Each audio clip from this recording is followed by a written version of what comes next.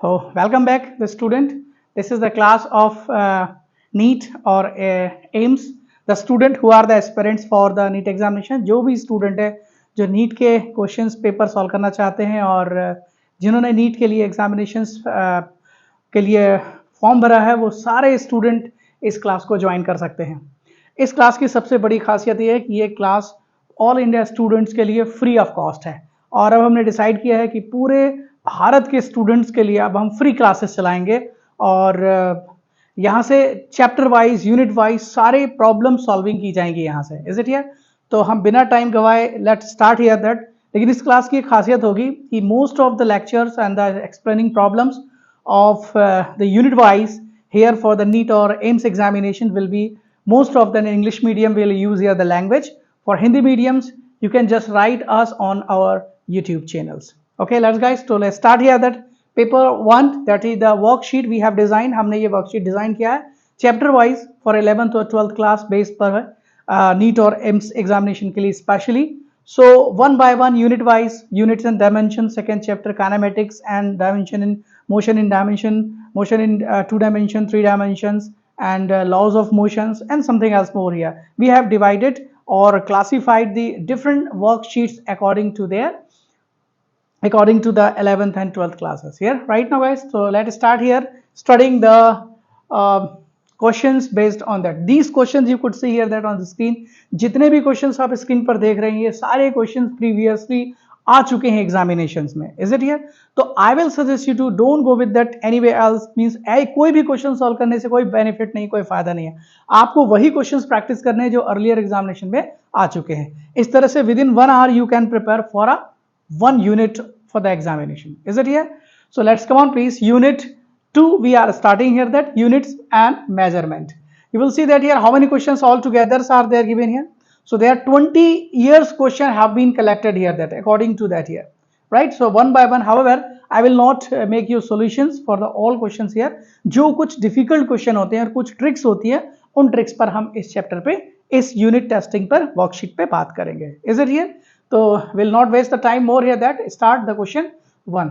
So look that here the question number first, as the international system of that year, the unit of thermal conductivity is here. तो what is the thinking process here? कोई भी student किसी question को कैसे सोचेगा तो उसके सोचने का तरीका, you have studied in the 11th class the unit number 11. What the unit number 11? Transmission of heat, or that is the mechanical thermal properties of the materials. Thermal property of materials we had studied in the class 11th. अब उसमें बहुत सारे ऐसे फॉर्मूले थे, Newton's cooling law था, उसमें conductivity था, स्पेसिफिक कंडक्टिविटी था, थर्मल कैपेसिटी था, बहुत सारे ऐसे टॉपिक्स हमने डिस्कस किए थे. तो this question is based on that topic, और वो टॉपिक क्या था? Let's come on please there. वो टॉपिक था आपका thermal conductivity. Means the transmission of the heat depends on, किस पर डिपेंड करती है transmission of heat? Transmission of heat depends on, just we have to recall the formula. आपको यहाँ पर फॉर्मूला रिकॉल करने की जरूरत पड़ेगी. और what the formula is here? So the formula based on that is this here. The transfer of heat, that is del Q is equal to K A, and here del T, that is temperature, change in temperature, or divided by X. X is the length where up to the heat has to travel. कितनी दूरी तक heat को जाना है, और here that is the time. This is the formula based here. And what the question is being asked, the unit of thermal conductivity. So what is the thermal conductivity here in this expression? Is the K thermal conductivity? Yes, of course, K is the thermal conductivity. So just recalling the formula, इसे आपको mind में रखना है और फिर सोचना है कि thermal conductivity का फॉर्मूला क्या होना चाहिए. So what you will write K here? So you will think it that K is equal to what? Here will come heat and divided by, what is that here? A, and here it is del T and time T here, or X will go as a numerator. So let's a formula, an instant formula you just have created here. एक formula आपने यहाँ पर create किया है.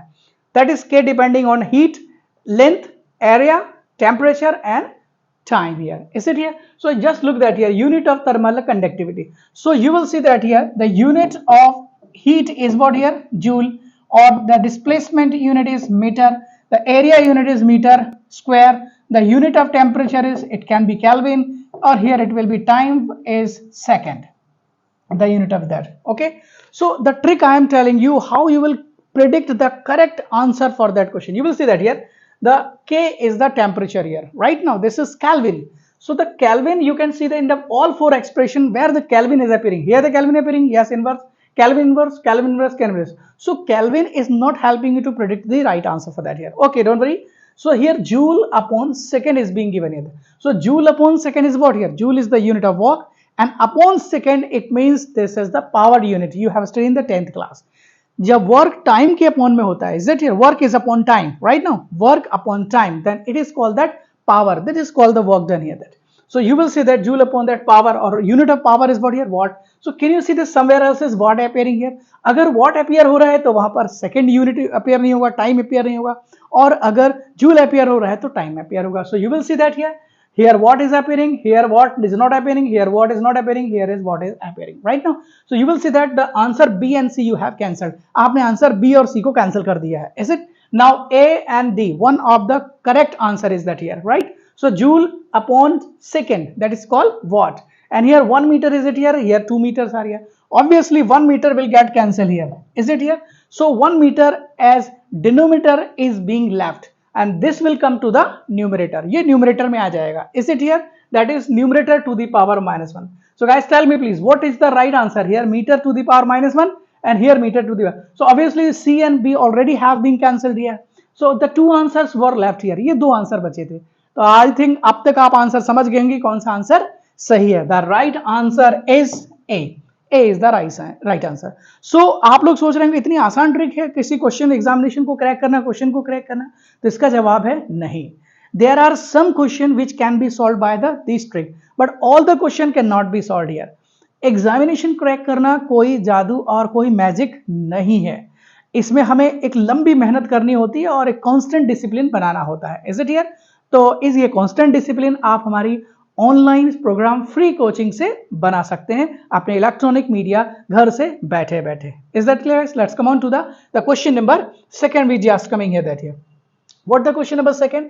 The damping force on oscillator is directly proportional to the velocity. Listen guys, damping force on an oscillator is directly proportional to. अब जब आप question देख रहे हैं कि डैम्पिंग फोर्स मतलब डैम्पिंग फोर्स है क्या एक्चुअली में, तो damping force very first time जब आप ये क्वेश्चन सुनते हैं, फोर्स तो सुना था लेकिन ये डैम्पिंग क्या है? तो डैम्पिंग फोर्स मतलब ये कि आपको एक बात याद होगी, अच्छे से आपने 11th क्लास में पढ़ी होगी, और ये है कि when a pendulum bob is suspended freely to oscillate about its mean position. एक पेंडुलम की तरह कभी कभी बच्चों का दिमाग भी मूव करता है, पेंडुलम की तरह इधर उधर जाने का मन करता है, राइट नाउ. तो हालांकि टाइम पीरियड हमें नहीं पता उसके बारे में. Is it here? तो ये जो मोशन है, this typical motion is called simple harmonic motion. तो इस सिंपल हार्मोनिक मोशंस में after some time when will set the bob in oscillation, after some time this bob will automatically stop. What made stopping of this bob? किसने रोका इस Bob को? इसका जवाब है एयर फ्रिक्शन. हवा ने इसे कुछ समय बाद रोक दिया.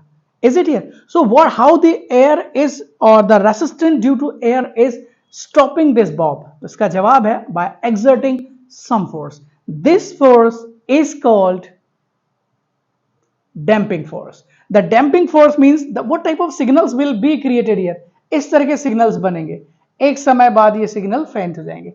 This is called damping. So the force that make this typical signal or oscillations is called damping force. Right now, so what's the question saying? Damping force on an oscillator is directly proportional to the velocity. The question is saying there here कि force is directly proportional to velocity. The force is directly proportional to velocity. The unit of the constant proportion r. So obviously after removing the proportional sign, a constant we will use here. Sometimes k एक force constant भी होता है, लेकिन यहाँ पर उसने कहा है कि damping force constant. You will look that here. Damping force on an oscillator is directly proportional to the velocity. The unit of the constant of proportionals are. So we are to find out this here. So I hope you could predict the answer, what the right answer for that here. So what is the dimension of this? So the dimension of the force is m. That is called dimension formula m. Here it is m, l and t minus 2 over 1, 2. That's right here, minus 2. This is the dimensional formula of the force.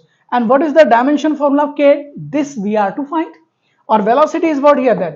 So velocity lt minus 1. You just can see here minus t, t to the power minus 2, t to the power minus 1. 1 will cancel it here. Here minus 1 leave here that, or length one time cancel. Here it is m or t minus 1 is equal to k. You will see that k. So what the k is here? So is m left here or t left here? M dimension is associated with the fundamental quantity mass, and the unit of mass is kg, and t is associated with the fundamental quantity time, and the times quantity unit is second. So you will see that kg second could be here the right answer for that. So can you predict here what the right answer for that here? Here it is kg and second to the power minus 1. The right answer is C. You got it clearly right now? Now look the question number 3rd. ये trick जो है जो हम explain कर रहे हैं यहाँ class में, वो ट्रिक इस सेकंड क्वेश्चन में भी काम कर गए. इसी तरह से will see that here the third. Is it? You will see that here this question earlier have been asked in previous year examination, that is the in 2012 right now. But however nowadays the patterns of the classes has been, paper has been completely changed here, but some questions are here. The matter तो वही है, technique नहीं है. मतलब माल तो वही बेच रहे हैं लेकिन पैकेट नया है. Come on please. The unit of permittivity of free space. अब free space when the students attempting this worksheet, तो उनमें एक समस्या होती है कि परमिटिविटी, ये परमिटिविटी टाइप का सिंबल जो दिख रहा है आपको epsilon naught, where this is coming from. And if the student who are attempting the class after the 12th class, if they are taking a drop for the cracking examination, तो उनके लिए तो बहुत बढ़िया है, क्योंकि they can just easily identify that's looking like a symbol E like that is epsilon, and where is coming from the epsilon. So epsilon is coming from the chapter number 1 electrostatics, that is coming from the electrostatic force, Coulomb force. Is it? तो कोई बात नहीं, जितने भी student यहां पर बैठे हुए हैं वो सारे के सारे after the 12th class they are the attempting or trying to attempt the examination. Is it here? So have look the question number 3rd, the permittivity. तो ये क्वेश्चन का जो पैटर्न होगा ये भी उसी बेस पर होगा. All the 3 questions are here of the same pattern, so I am not explaining here, but if you don't have, if we understand here this, if you can't understand, then please write me on our YouTube channels. I will explain this you again here, this worksheet. Now the second 2.6 bullets coming here, that accuracy precision instrument. The question is from the measurement even it is. अब थोड़ा दूसरा topic हमारा change हो गया, और वो topic यहाँ पर ये है कि a screw gauge has a least count 0.05. जब least count वर्ड हम सुनते हैं तो हमें एक दिमाग में पिक्चर आ जाती है कि obviously this questions would have come from the practical assessment. ये प्रैक्टिकल से ये क्वेश्चन आया है. तो यहाँ पर स्टूडेंट को 2 चीजें पते होनी चाहिए, और वो चीज कौन सी है? Which is that here? Okay guys, क्या आप सुन रहे हैं मेरी बात? थोड़ी मिस्टेक यहाँ पर ये है कि क्वेश्चंस का जो अपीयरेंस है आपकी स्क्रीन पर थोड़ा डल हो सकता है, but if it is appearing dull तो then please write us, we will correct it here. That screw gauge has, तो यहाँ एक वर्ड आया है that is called the least count. Every question have the some keywords. जब आप question examination में question solve करते हैं ना, तो सारे क्वेश्चन जब आप सारे वर्ड्स जब आप रीडिंग करते हैं तो इनमें से कुछ ऐसे वर्ड्स होते हैं जो आपको प्रॉब्लम को सॉल्व करने से रोकते हैं. मतलब you can not understand what exactly है दैट. हर एक क्वेश्चंस में एक कीवर्ड होता है, और यहां पर वो कीवर्ड है लीस्ट काउंट. तो सबसे पहले जब आप क्वेश्चन को पढ़ रहे हो तो यू मस्ट नो दैट कि do we know the meaning of the least count. क्या हम लीस्ट काउंट के बारे में जानते हैं? अगर हम लीस्ट काउंट के बारे में जानते हैं तो we can solve this question here. Just come on please. और एक और यहां पर वर्ड है, और वो है पिच. तो सबसे पहले अगर आप स्क्रीन पर क्वेश्चन देख रहे हैं तो 2 वर्ड पर ध्यान दीजिए, लीस्ट काउंट और पिच. सबसे पहले अपने आप से पूछिए, क्या आप लीस्ट काउंट और पिच के बारे में जानते हैं? यस. लीस्ट काउंट मतलब क्या है? जिस नेम सजेस्टिंग लीस्ट काउंट मतलब वो सबसे छोटा काउंटिंग या a smallest value that an instrument can measure. जैसे आप वहां बैठे हुए हैं और दूरी आपके साइड में देखना स्टार्ट करते हैं आप, तो कितनी दूरी से आप परफेक्टली देख पाते हैं? तो सर आप कहते हैं कि इस पेन में लिखा हुआ जो लेवल है मैं 25 से क्लियरली देख पा रहा हूं, 25 सेंटीमीटर, और जैसे उसको यहां नजदीक पे लाता हूं तो उसके बाद में प्रॉपर्ली से देख नहीं पाता हूं. मतलब ये हुआ योर आईज, आपकी आंख एक इंस्ट्रूमेंट है और वो 25 सेंटीमीटर से कम नहीं देख सकती. इसका मतलब इसका जो लीस्ट काउंट है डिस्टेंस मेजर करने का, विजन डिस्टेंस मेजर करने का, वो 25 सेंटीमीटर है. So the least count in the reference of measuring instrument, the least count is the smallest quantity, minimum quantity that an instrument can measure, जिसको instrument major कर सकता है. जैसे आपके कंपास बॉक्स में रखा हुआ स्केल, सबसे छोटी लाइन कितनी ड्रॉ कर सकता है? वो 1 सेंटीमीटर को 10 पार्ट में डिवाइड किया गया, आपको शायद याद होगा ऐसा 1 सेंटीमीटर, इट्स 0 और इट्स 1, और यहाँ छोटे छोटे छोटे छोटे छोटे ऐसे पॉइंट्स बने होते हैं, याद आएगी नहीं आप सभी को, इज इट? तो डेफिनेटली इनको हमने 1 सेंटीमीटर को कितने पार्ट में बांटा है? 10 पार्ट में, is it here? It means it can measure 0.1 centimetre, सबसे छोटी लाइन 0.1 सेंटीमीटर बना सकता है, इज इट हियर? इससे ज्यादा वो नहीं बना सकता है, get it here this right now? So yes, is there any problem? Sir, but last line is 0.0 centimeter. 0.0 centimeter, 0.0 centimeter, okay, right now, yeah, it is a 0.1, no, ये measurement अलग, I'm explaining the least count, I'm not explaining the least count here in the question, as a reference I has taken here that, okay? तो मैंने जो least count लिया है वो आपके compass box में रखी हुई स्केल के बारे में, इज इट? तो इसका स्केल का लीस्ट काउंट कितना हो गया? 0.01। आपने यहां सीखा कि लीस्ट काउंट को निकालते कैसे हैं, इज इट? तो same happening here that here, इसका मतलब यह कि एक मेन डिवीजन की value upon number of divisions, so least count is being given है 0.01 mm and there are 50 divisions, listen here, 50 divisions. So how the least count is found out here? LS is equal to MS, 1 MS value, 1 MS value, or here number of division, is it or not? So what the least count given? 0.01. Frame the question. 1 MS value how much is? I don't know. 1 MS value is not being given here that. But number of divisions how many are there? 50. If 50 you will transfer here that. So 51 is 50. Is it here? How many decimals are here? Please tell me. The decimals are here that 0.5. So can you predict the answer exactly? What the right answer for that here? Yes sir. So the pitch of that here. अब आप कहेंगे sir आपने तो 1 ms की value निकाला, but the questioner is asking the pitch value. So how can we say that here pitch value? तो pitch value के मतलब स्क्रू, जब स्क्रू ड्राइवर को स्क्रू गेज को जब हम उसके स्क्रू को ड्राइव करते हैं, इज इट हियर? तो ड्राइव करते समय जब पूरा एक राउंड जब वो मूव करता है, it's called the crossing one thread, तो उसका जो मेन स्केल है, इज इट हियर, उसका सर्कुलर एंडिंग, उसके मेन स्केल पे 1 यूनिट डिस्प्लेस हो जाता है, this is called the pitch value. तो definitely the pitch value is here whatever that, the pitch value, one pitch value is the value of 1 ms main scale. तो इसका सही answer आप predict करिए, what is the right answer for that? The right answer is what? 0.05. The right answer is 0.5 mm. C is the right answer. तो ये था एक question that is based on the measurement. Now let's come on to that another question. एक question पे और आ रहे हैं हम यहाँ पर. Question number 5. In an experiment the percentage of error, I will assure you that here कि every year this questions is asked exam examination. This same question is not. This typical questions NEET में अक्सर ये question आते हैं और easily आप इसे predict कर सकते हैं. It's a this typical question. You are right saying that. Seriously attempt कर रहा है अभी ये बंदा बैठ करके, इज इट हियर? इस बार के डॉक्टर बनने वाले हैं आप. कम on please. In an experiment the percentage of error occurred in the measurement of physical quantity ABC. तो हम लोग दैट हियर, आगे फिर से हम कीवर्ड सर्च करेंगे. व्हाट द कीवर्ड इज है यहां पर? कीवर्ड क्या है बताएं please? The keyword is percentage error of measurement of value x. This is the formula for something else here. तो one the student must know the student को एक बात यहां पर पता होना चाहिए कि परसेंटेज एरर का फॉर्मूला किसी क्वांटिटी से एसोसिएटेड क्या होता है. तो this formula you must know that here. तो इसके लिए हमें सबसे पहले थोड़ा से बैकग्राउंड में जाना पड़ेगा. जब आपने 10th 11th क्लास में आपने इस चीज को स्टडी किया था, इज इट हियर? अगर किसी क्वांटिटी को, z क्वांटिटी को अगर हम रिप्रेजेंट करते हैं, it is the result of a to the power small a, is it here? Or we can speak here a to the power m, or here b to the power m, and divided by c to the power l, is it not? Means z is a quantity which is the result of product of ab, and the product of ab as power mn is divided by c to the power l. Means a b c को multiply divide करके एक quantity निकल के आती है और उस quantity का नाम है Z. तो अगर इन क्वांटिटी A में कुछ एरर कर दी जाए, राइट नाउ B में कुछ एरर हो जाए और C में कुछ एरर हो जाए, कुछ गड़बड़ियां पैदा हो जाए, तो इसकी वजह से Z में क्या गड़बड़ी पैदा होगी उसका कैलकुलेशन है एरर कैलकुलेशन. तो इसका डायरेक्ट फॉर्मूला यू विल सी और डिफरेंट एपिसोड्स हमने इसमें explanations of the error estimation पे बनाया है.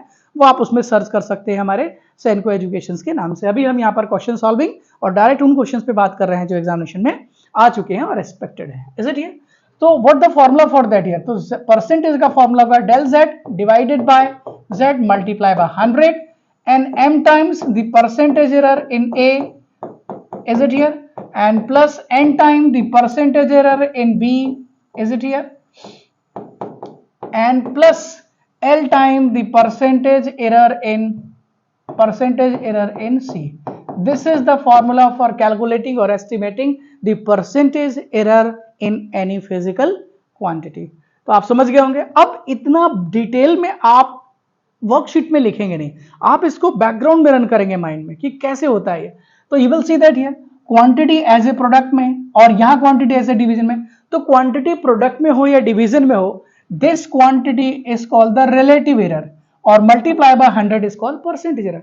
तो क्वांटिटी चाहे डिवाइड हो चाहे मल्टीप्लाइड हो, इज इट यू, वो चाहे वो एडेड हो चाहे सम हो, इसका जो एरर है वो हमेशा ऐड होता है। Is it here? So you will see that here this entire expression, ये पूरे एक्सप्रेशन को परसेंटेज एरर कहते हैं और इतने से एक्सप्रेशन को आप रिलेटिव एरर कहते हैं।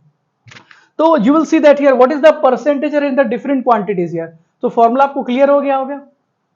तो you will see that here percentage error, तो what the percentage error next, तो 2 time the percentage error in, tell please what, so 2 time, ये वैल्यू क्वांटिटी ध्यान से देखिए आपने, a to the power 2, but so 2 time the percentage error in a, is it or not, this is that here, plus what is the power here, half time the percentage error in B, is it or not, multiply by 100 here, plus next again 1 by 3 time the percentage error in C, is it or not, again here plus 3 time the percentage error in D.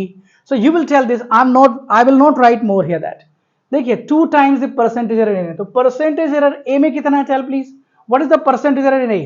Already earlier here it is given that here, देखिए please, sorry हमें scroll down करना होगा, इसके लिए ये function की वजह से ये डिलीट हो गया। Is it?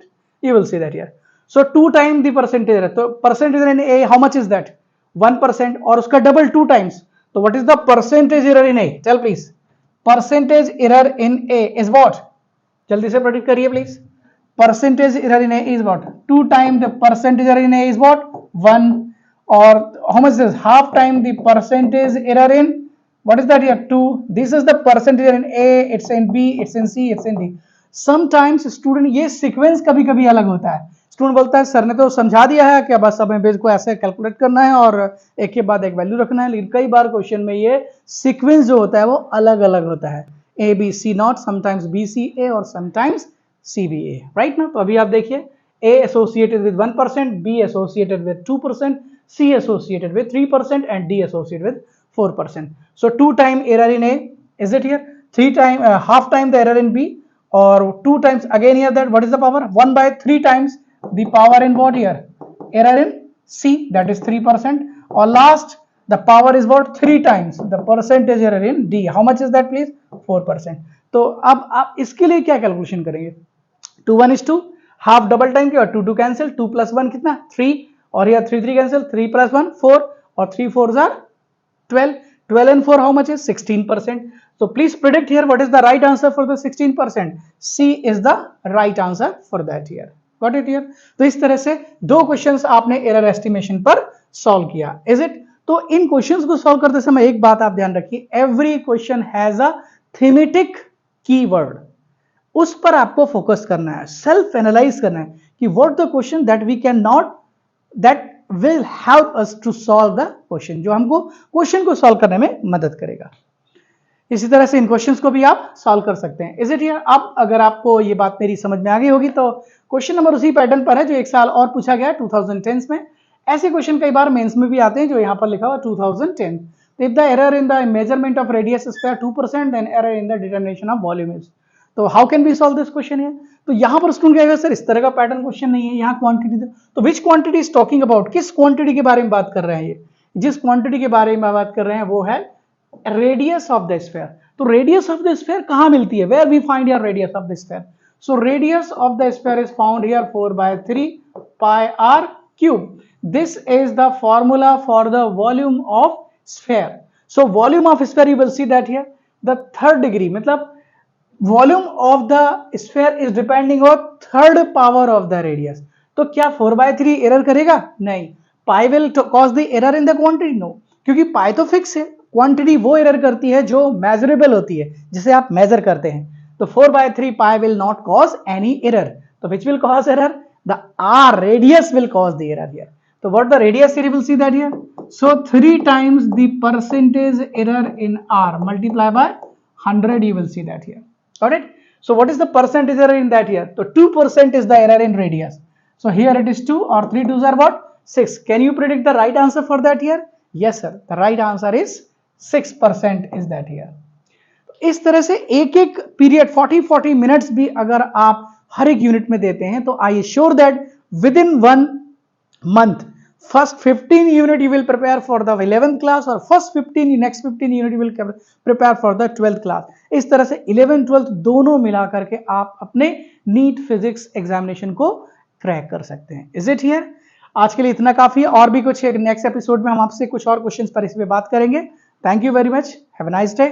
एक बात सभी लोग ध्यान रखें, वो ये इसी तरह से हमारे यूट्यूब पर बायोलॉजी के भी कुछ सैंपल्स डले हुए हैं, उनको देख करके आप सब्सक्रिप्शन लेकर के फ्री आप इसमें स्टडी कर सकते हैं। लेकिन फॉर वर्कशीट के लिए, हार्ड कॉपी के लिए, वर्कशीट के लिए थोड़ा सा आपको एक चार्ज पे करना होगा, और वो एक नॉमिनल चार्ज है जिसके थ्रू पोस्टल के जरिए हम आपको वो स्टडी मटेरियल्स आपके एड्रेस पर सेंड कर सकते हैं। Okay guys, thank you very much, जय हिंद।